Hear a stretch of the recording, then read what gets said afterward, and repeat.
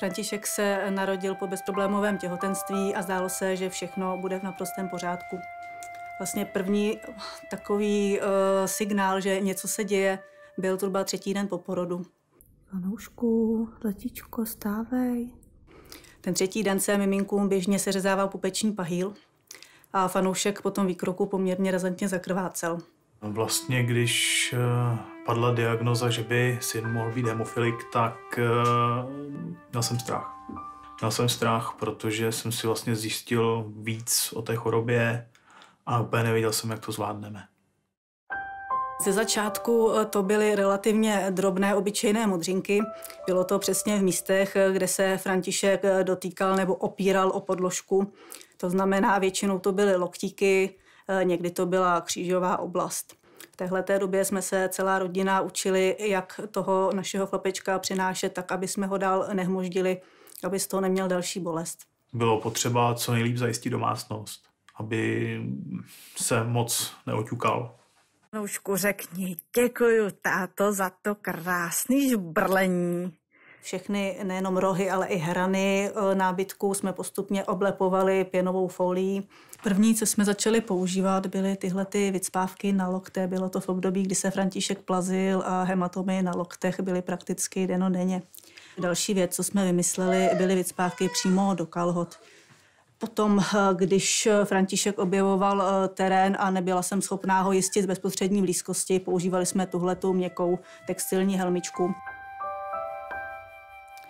Rozdíl oproti zdravým dětem jsem v této době vnímala velmi razantně a prakticky ve všem.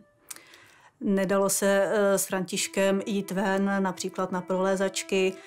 On by například se houpal bez problémů, ale dostat ho na tu houpačku byl problém. Pokud jsem ho chytla v podpaží, měl z toho podlitiny. Když jsem ho vyndala zase za podpaží, přibyly další podlitiny.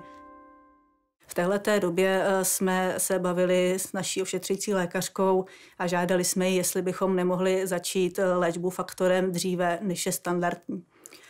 Byli jsme domluvení, že okolo toho 10. měsíce věku na naše přání začneme. Bohužel František dříve zakrvácel do kloubu. Tam jsou hodiny, pojď otočíme káru.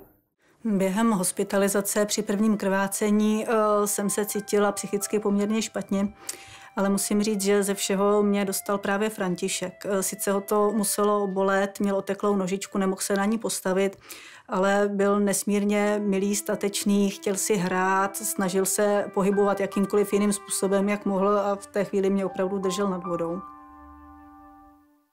Po propuštění z nemocnice jsme už byli seznámeni s plánem, že se bude aplikovat faktorová léčba pravidelně jednou týdně a my jsme za ní začali dojíždět do nemocnice. Měli jsme problém s nerovností tévrénu, dá se říct, že jakékoliv zaškobrtnutí nebo zavrávorání mohlo ústit v krvácení do hlezna. František krvácel přibližně jednou za 14 dní a než jsme to krvácení zvládli, rozcvičili, tak přišlo prakticky další. Určitě jsem člověk, který za určitých situací si pobrečí. Párkrát se mi to stalo, nicméně s ohledem na našeho syna a celé této situace jsem spíš se snažil zachovat chladnou hlavu. Faktor se musí aplikovat vždycky přímo do krve, to znamená, že je zapotřebí pokaždé napíchnout kanylou žilu a tam v podobě krátké infuze ten faktor dostat. Ze začátku, když jsme začali faktor aplikovat, tak se to dařilo obvykle na první, maximálně na druhý pokus. Jenže během času se žíly vyčerpaly, přibývalo hematomů, kde ty žíly v tom už nebyly přehledné. První nápad byl zavést dítěti centrální žilní katetr, tedy podkožní port, a aplikovalo by se skrz kůži do tohoto katetru. Při první návštěvě vyššího pracoviště nám bylo sděleno, že samozřejmě tohleto pro nás zařídí a bude se aplikovat faktor přes port. Nicméně, jestli víme, že existuje i jiná možnost léčby. Nabídli nám léčbu, která byla aktuálně nová a která měla úplně jiný způsob aplikace. Nejednalo se o žilní aplikaci, ale jednalo se o podkožní aplikaci, což bylo pro nás perfektní. Jakmile nastoupila nová léčba, tak to zlepšení přišlo během několika týdnů. Přestaly se dělat podlitiny, hematomy při jeho běžném pohybu. Samozřejmě zrušilo se i riziko spontánního krvácení a dá se říct, že pohlížím na svého syna jako na zdravé dítě.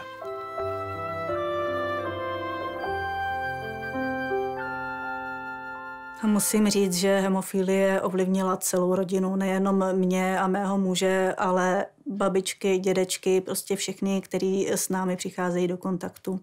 V nejhorším období celá rodina fungovala ve zvláštním režimu. Všechno bylo jinak než se zdravým dítětem. Druhé dítě popravdě zvažujeme. Existuje samozřejmě možnost umělého oplodnění.